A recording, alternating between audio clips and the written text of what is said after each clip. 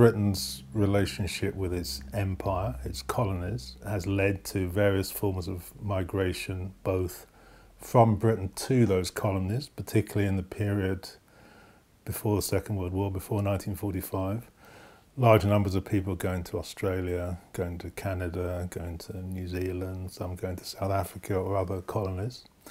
And then in the period after the Second World War, many more people coming from the empire, from the colonies, sometimes rechristened as the Commonwealth. People coming from African countries, from the Caribbean, from South Asia, but also quite a large number of people coming from places like Australia, New Zealand, Canada, and elsewhere to Britain.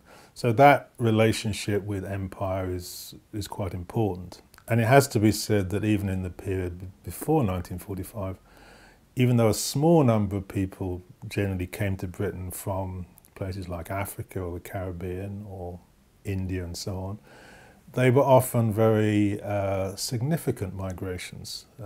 People involved, for example, in political activity, anti-colonial activity. So empire is definitely one important force or important relationship which encouraged migration throughout the 20th century. In general, we could say that large numbers of migrants came in the post-war period, and that was as a result of very definite, what people normally call push and pull factors. There were some things which pulled people to Britain. One was the need to rebuild Britain's economy after the devastation of the Second World War.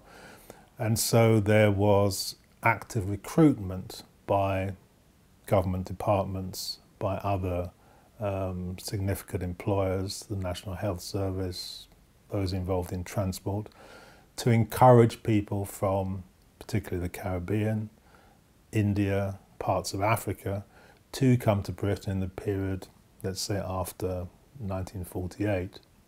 And so that was one significant wave, if you like, of migration in that period from 48 into 1962, when there is an Immigration Act which essentially limits a lot of that migration from those particular areas. In a more recent period, say from the 1970s to the end of the century, significant numbers of people are coming from some parts of the empire and also other areas of Africa, Asia, and some other parts of the world, as a result of essentially two factors. One, what people tend to call economic migration, that's to say people coming to better themselves in various ways, and also those displaced who are coming as refugees and asylum seekers as a result of political crisis, wars. If you like, in the second half of the 20th century, we have more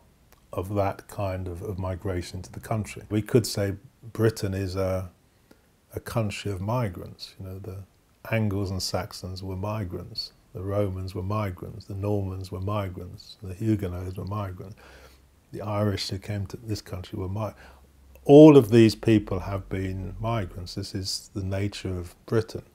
But perhaps unlike other countries which sort of recognise and acknowledge and even celebrate the idea that their countries are countries of migrants, in Britain there's not quite that notion, rather that migrants are somehow slightly alien to those who are indigenous.